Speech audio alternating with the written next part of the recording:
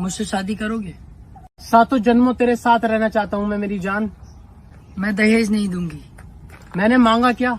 बस मेरे अंदर एक कमी है, मैं अपने यारों के साथ बहुत रहता हूँ, सिगरेट पीता हूँ, नशा करता हूँ। रात को लेट आओगे, मैं किवाड़ नहीं खोलूंगी। हाँ, किवाड़ मत खोलना, मैं खिड़की से आ जाऊंगा। बड़ू में चला के दिखा रहा है।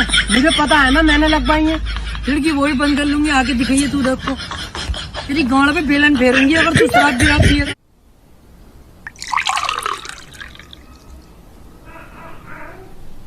मम्मी जी चाय रख दे यहाँ। अरे ये का रे, चाय में तो तनको स्वादे नहीं खिलागत। ले तू ही पियो। का भइल? काहे बहू के डांटत तारू? ए जी रउआ चुप रही, औरत के मामला में ना पड़ी। हर एक और भाई बाप बड़ा बड़ा सपना देखो ने कि रउआ मांगे के ना पड़ी, उसे ज्यादा दे दे। आ देखी का कइले, 4 गो सामान दे के बेटी विदाई कर देने। अरे चला, सब एक तार ना होला। अरे बस तोहरे चक्कर में लड़का के 4 लाख रुपया आ 4 चक्का गाड़ी मिलत रहे, लेकिन बस तोहरे चक्कर में शादी करे के पड़ल।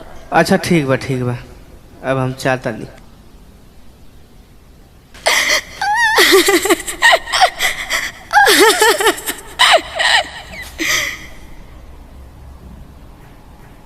का भइल माई? काहे इतना सवेरे सवेरे मुंह लटकौले हो? मुंह लटकेले बानी? तू ए शादी से खुश होबा, हम ए शादी से खुश नहीं खी। ना माई, हम इस शादी से तनको खुश नहीं खी। पूरा हमार दोस्त कहत न कुन का रे कैसन शादी कैले है, एक बाइको नहीं मिलल है। अच्छा बेटा, तू ए शादी से खुश नहीं खो का? ना माई, एकदम ना। हम तो को शकल नहीं देखल चाहतनी। हाँ भैया, तो का दिक्कत बा? अरे एगो माई रिश्ता देख ले ना भैया, जो 10 लाख रुपया और एगो गाड़ी देता रहे। अरे गुलाब वही भी तैयार बाड़न का? माई तैयार बाड़न ना? हाँ बेटा तैयार बाड़न सो। तो हम माई देर कौन बात के, बाबूजी गए बना बहारा और आई यहाँ कल अजू इनके कल्याण कर देते हैं और ये अंगनवे में दफना देते हैं। तब चला चला चला, चल चल चल चल।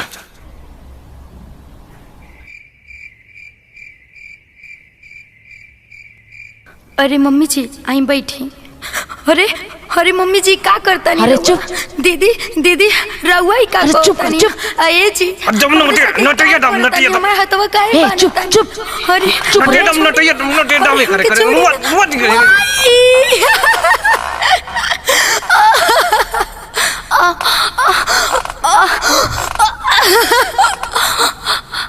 हाँ माई, लागता मर गल बिया। हो लागो तबा बेटा। चल चल चल दफना दे के। चल चल चल। अरे माई, आई मंगलसूत्रवा और कनवा में निकाल ले। हो हो हो।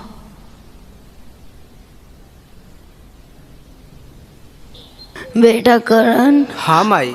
हमार बहुत जी घबराता। काहे माई? हमके लागता कि हमार रानी बड़ी कष्ट में बाड़ी। कष्ट में? ऐसन काहे माई? तनी चल जैता बेटा, शादी भइले 1 महीना हो गईल। हाँ, 1 महीना तो हो ही गई। हाँ, तनी हाल चाल मिल जाई तो हमरो मन के शांति हो जाई। ठीक बा माई, जा तनी मिल के आवा तनी, देखी बहनी कैसे बिया। जा बेटा, हैला कुछ पैसा तनी बहनी के दे दिहा। ठीक बा माई।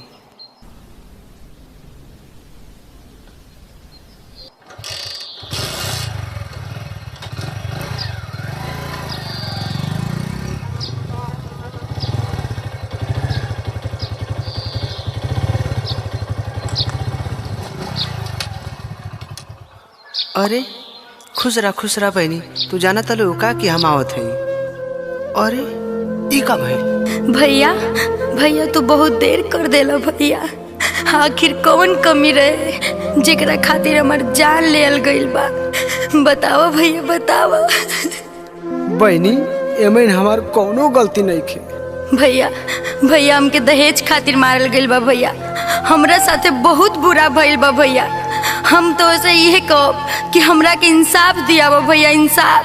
हमके इंसाफ मिली तबे जाके हमारा आत्मा के मुक्ति मिली भैया, तबे मुक्ति मिली। ठीक बा बहनी, हम जाता नहीं थाने पे रिपोर्ट लिखवा दे।